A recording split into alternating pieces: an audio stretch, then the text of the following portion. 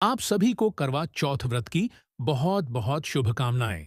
पति की लंबी उम्र के लिए महिलाएं करवा चौथ माता का व्रत और पूजन करती हैं। आज के वीडियो में मैं आपको करवा चौथ की सरल और संपूर्ण पूजा विधि बताऊंगा।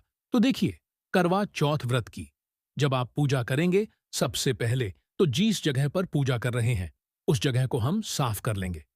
साफ करने के बाद उस जगह पर एक चौकी रखेंगे।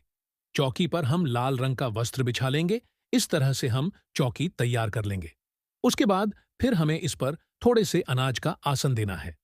गेहूं, चावल, बाजरा, कोई भी अनाज आप यहां पर रख सकते हैं। तो थोड़े से अनाज का आसन देकर इस पर हम करवा चौथ माता की फोटो या कैलेंडर जो भी आपके पास है उन्हें विराजमान करेंगे। करवा चौथ माता का जो फोटो है वहीं पर गणेश जी भी विराजमान होते हैं। तो गणेश जी का पूजन भी आप यहीं पर कर सकते हैं। यहाँ पर हमने करवा चौथ माता को विराजमान कर दिया है। और जब आप करवा चौथ का पूजन करेंगे तो पूजन से पहले मेहंदी लगा के पूरे 16 सिंगार करके अपनी जो शादी की चुनरी है या जो पीलियां है वो ओढ़ के हम पूजा करते हैं। अब देखिए, क्योंकि मैं पूर्ण विधि शेयर कर रही हूं तो संपूर्ण विधि में हम कलश की स्थापना करते हैं। कुछ लोग कलश की स्थापना करते हैं, कुछ नहीं करते हैं। तो अगर आप कलश की स्थापना नहीं करते हैं तो आप इस पाठ को स्किप कर दीजिएगा। अगर आप कलश की स्थापना करते हैं तो पहले हम चावल की ढेरी लगा लेंगे। इस डेयरी पर आप कलश को विराजमान कीजिएगा। आप चाहे तो आप अष्टदल कमल बना लीजिए, नहीं तो सिर्फ चावल की ढेरी लगाकर उस पर हम तांबे या पीतल का एक कलश रखेंगे। कलश को हम कंठ तक जल से भर लेंगे। शुद्ध जल हमें लेना है। कलश भरने के बाद इसमें हमें 5 चीजें डालनी होती हैं। तो सबसे पहले हम हल्दी डाल देंगे। सूखी हल्दी है तो सूखी डाल दीजिए, नहीं तो आप हल्दी पाउडर डाल सकते हैं। उसके बाद डाल देंगे थोड़े से चावल, सुपारी और सिक्का। ये 5 चीजें हम कलश में डालेंगे। कलश के ऊपर हम आम के पत्ते सजाएंगे। अगर आपको आम के पत्ते ना मिले तो आप अशोका के पत्ते ले सकते हैं। पत्तों पर तिलक करके हमने पत्ते सजा दिए हैं। उसके ऊपर हम एक प्लेट यानी ढक्कन रख देंगे।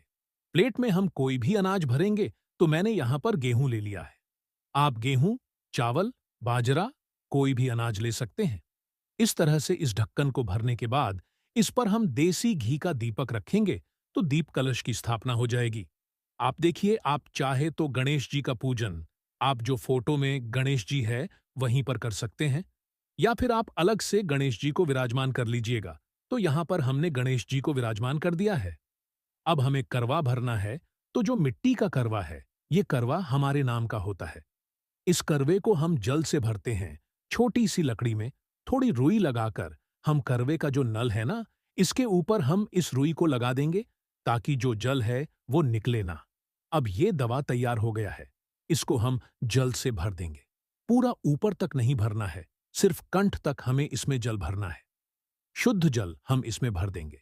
अब देखिए, कुछ लोग तो जो सीख आती है, सांप सीख इस नल पर लगाते हैं। आप चाहें तो आप इस तरह से सीख लगा सकते हैं। सीख आपको ना मिले या आपके यहां नहीं लगाई जाती होंगी तो फिर आप रुई ऐसे लगा सकते हैं जैसे मैंने लगाई है। फिर इस कारवे पर हम ढक्कन रखेंगे। कारवे का जो नल है वो करवा चौथ माता की तरफ करते हुए कैलेंडर के पास हम इसको रख देंगे। करवे के कंठ पर हमें मोली यानी कलावा जरूर बांधना है, तो आप कलावा बांध दीजिएगा। इसके बाद हमें एक करवा मीठा लेना है। आप इस तरह से खांड का जो करवा होता है वो ले सकते हैं, या फिर आप मिट्टी के करवे में भी मीठा भर सकते हैं। तो हमारे यहाँ पर इस तरह का मीठा करवा लिया जाता है। ये करवा करवा चौथ माता यानी पार्वती माता के नाम का होता है। इस करवे के कण पर हम मोली बांध देंगे। इसको खिल फटासे से हम भरेंगे। खिल फटासे से या ड्राई फ्रूट से आप इसको भर लीजिएगा। इसके बाद इस करवे का नल भी माता की तरफ करते हुए हम करवा चौथ माता के पास इस करवे को रख देंगे। फिर हम अनाज रखेंगे। तो पहले तो ऐसे करवा चौथ माता की फोटो के पास ही अनाज की ढेरी लगा देते थे, लेकिन फिर उस अनाज को उठाना थोड़ा मुश्किल होता है। इसलिए आप प्लेट या कटोरी में भी अनाज रख सकते हैं। तो मैंने यहां पर कटोरी में गेहूं भर के रख दिए हैं। इसके बाद फिर हम पूजा शुरू करेंगे। तो सारी हमने स्थापना कर ली है। अब जल के छींटे लगाकर सभी को हम भाव रूप में स्नान करा देंगे। ये जो हमने दीप कलश की स्थापना की थी उस दीपक को हम जलाएंगे, हाथ जोड़कर करवा चौथ माता से प्रार्थना करेंगे। हे करवा चौथ माता, आज मैं आपका व्रत पूजन कर रही हूं। मेरी पूजा में कोई कमी रहे तो मुझे क्षमा करें और मेरे पति को लंबी उम्र प्रदान करें, यानी दीर्घायु प्रदान करें। इस तरह से हम व्रत पूजा का संकल्प कर लेंगे। फिर हमने स्नान तो पहले करा ही दिया था, अब हम वस्त्र स्वरूप सभी को समर्पित कर देंगे, तो गणेश जी को करवा चौथ माता को समर्पित करेंगे। कलश पर हमने पहले ही कलावे बांध दिए थे। इसके बाद अगर आपके पास लाल रंग की चुनरी है तो आप करवा चौथ माता को लाल रंग की चुनरी उड़ा दीजिएगा। चुनरी नहीं है तो सिर्फ कलावा भी समर्पित कर सकते हैं। फिर हम रौली से सभी को तिलक करेंगे, तो गणेश जी को, करवा चौथ माता को और कैलेंडर में विराजमान सभी देवी देवताओं को तिलक कर देंगे। इसके साथ ही जो करवे आपने चढ़ाए हैं उन करवों को भी हम तिलक करेंगे और कलश को भी हम तिलक करेंगे।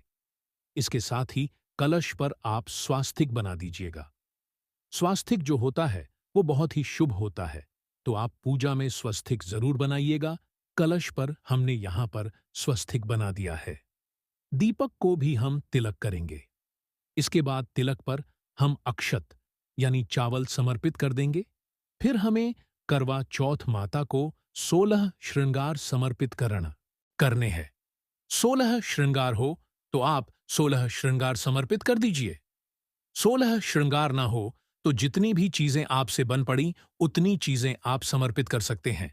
कम से कम 2 चीजें आप जरूर सुहाग की समर्पित कर दीजिएगा। सुहाग समर्पित करने के बाद फिर हम भोग समर्पित करते हैं।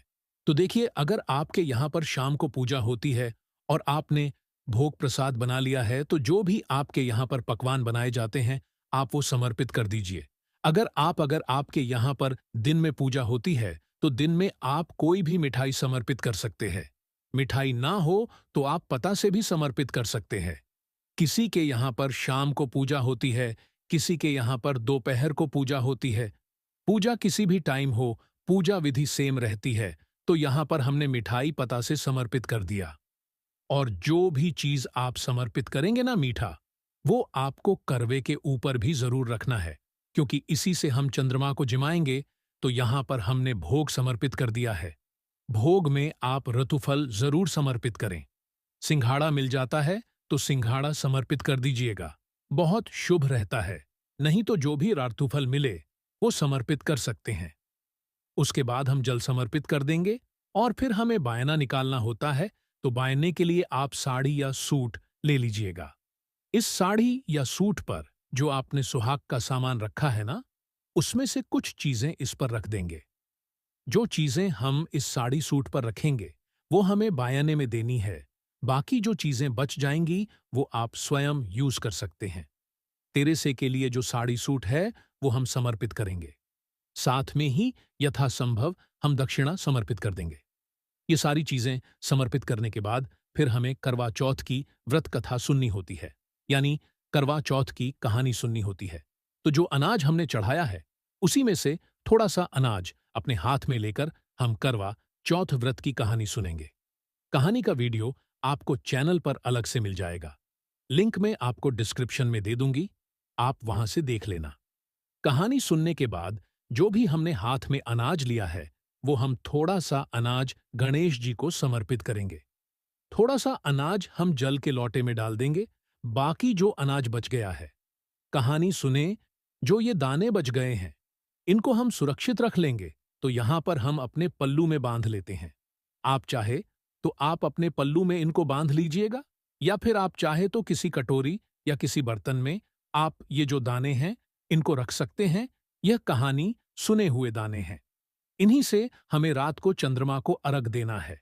उस टाइम पर ये हमें चाहिए होंगे, इसीलिए आप इनको अलग से रख लीजिएगा।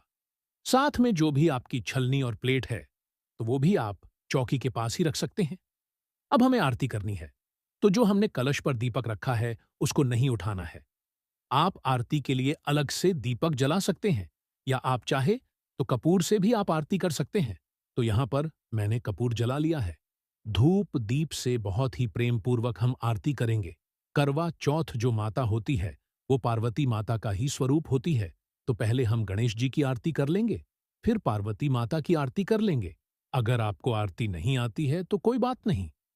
आप 5 या 7 बार इस तरह से क्लॉकवाइज जब दिए को घुमाते हैं तो इसको भी आरती का ही स्वरूप मानते हैं। आरती करने के बाद हाथ जोड़कर पूजा, मेरी कमियों के लिए क्षमा याचना करेंगे और अपने पति की लंबी उम्र के लिए प्रार्थना करेंगे। आरती करने के बाद फिर हमें बायना निकालना होता है, तो बायना निकालने के लिए अपने पल्लू को हाथ में लेंगे, थोड़ा सा जल ले लेंगे और जो भी हमने साड़ी रखी है, इस साड़ी के ऊपर से 2 बार इस जल को वार के हम हाथ जोड़ लेंगे। इस तरह से बाएं ना निकाला जाता है। बाएं ना निकालने के बाद देखिए, कुछ लोगों के यहाँ पर करवा फेरा जाता है। अगर आप अकेले हैं और आपके यहाँ पर करवा फेरा जाता है, तो फिर आप पार्वती माता यानी कि करवा चौथ माता के साथ करवाओ फेर सकते हैं। दोनों करवे इस तरह से हम अपने हाथ में लेंगे और इस तरह से 7 बार हम करवा फेरेंगे। जो मीठा करवा है वो पार्वती माता का होता है और मिट्टी का करवा हमारा होता है। 7 बार फेरने के बाद दोनों करवे की जगह आपस में बदल जाएगी, तो इस तरह से हम करवा फेर लेते हैं। अगर आपके यहां पर करवा नहीं फेरते हैं तो आप इस पाठ को स्किप कर सकते हैं। तो इस तरह से करवा चौथ व्रत की जो पूजा है वो पूर्ण हो जाएगी। पूजा के बाद जो जल का लौटा है, यह हम सूर्य देवता को अर्घ्य दे देंगे। क्योंकि हम दिन में पूजा करते हैं, इसलिए कहानी सुना हुआ जल हम सूर्य देवता को अर्घ्य दे देते हैं।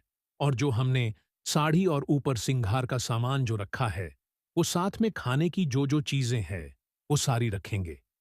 इसके साथ ही जो मीठा करवा चढ़ाया है वो करवा और साथ में दक्षिणा, ये सारी चीजें हम अपनी सासू जी को दे देते हैं। अगर आपकी सासू जी नहीं है या आपकी सासू जी सुहागन नहीं है, तो फिर आप ये चीजें आप अपनी ननद को, जेठानी को या मंदिर में पंडिताइन को भी दे सकते हैं। ये सारा सामान देकर आप उनके चरण स्पर्श कीजिएगा और आशीर्वाद ले लीजिएगा। इस तरह से हम बयाना देते हैं। बाकी जो सामान है वो चौकी पर ही रखा रहेगा। रात को जब चंद्रमा उदय होंगे तो मिट्टी का जो करवा हमने भरा है, इस जल से हम चंद्रमा को अर्घ देंगे और इसके ऊपर जो मिठाई है उससे हम चंद्रमा को झुमा देंगे। साथ ही जो हमने कहानी सुने हुए दाने लिए हैं ना, वो भी अर्घ में हमें सींचने